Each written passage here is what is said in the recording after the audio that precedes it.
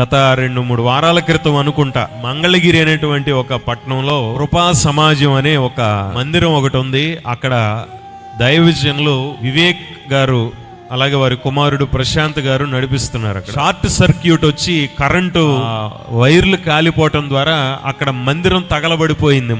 మొత్తం మందిరం అంతా బూడిదైపోయింది. వాళ్ళ వాహనం, ఒక సువార్త వాహనం ఒకటి ఉంది, ఆ వాహనం కూడా తగలబడిపోయి బూడిదిగా మారిపోతే ఏం చేయాలి? ఆదివారం వచ్చేసింది, చూస్తే మందిరం కాలిపోయి ఉంది. ఏం చేయాలో అర్థం కాక దేవుని యొక్క సంఘము ఆరాధనకు వస్తారు కదా అని చెప్పి దైవజనులు వెళ్ళి మందిరం బయట నిలబడ్డారు.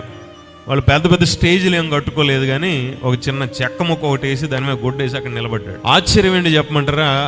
సంఘము ప్రతి ఆదివారం ఎలాగ కూడుకుంటారో ఆ రోజు కూడా అలాగే కూడుకున్నారు. కాకపోతే మందిరంలో కాదు, భయంకరమైనటువంటి ఎండలో అలాగే కూర్చుని దేవుని వాక్యం విన్నారు. చప్పట్లు కొడుతూ దేవుని నామానికి స్తోత్రాలు చెప్తాం. మీరు అవకాశం ఉంటే యూట్యూబ్లో మంగళగిరి కృపా సమాజం అని టైప్ చేస్తే మీకు కనపడుతుంది. 2 వారాల క్రితం ఆదివారం ఎంత ఎండ ఉందో తెలుసు కదా మీకు. భయంకరమైన ఎండ ఉంది 2 వారాల క్రితం. అంతటి ఎండలో కూడా ఎవ్వరూ కూడా కదలకుండా అక్కడే కూర్చున్నారు, వాక్యం వింటున్నారు. ఆశ్చర్యపోయినా నేను అది చూసి. దయచేసి ఆ దైవజనుడి కొరకు, వారి కుటుంబం కోసం కూడా ప్రేయర్ చేయండి. ఆ దైవజనుడి పేరు బేతు వివేక్ గారు, వారి కుమారుడు ప్రశాంత్ గారు. అక్కడ కోట్ల రూపాయలతో నిర్మించినటువంటి మందిరం కాలిపోయింది.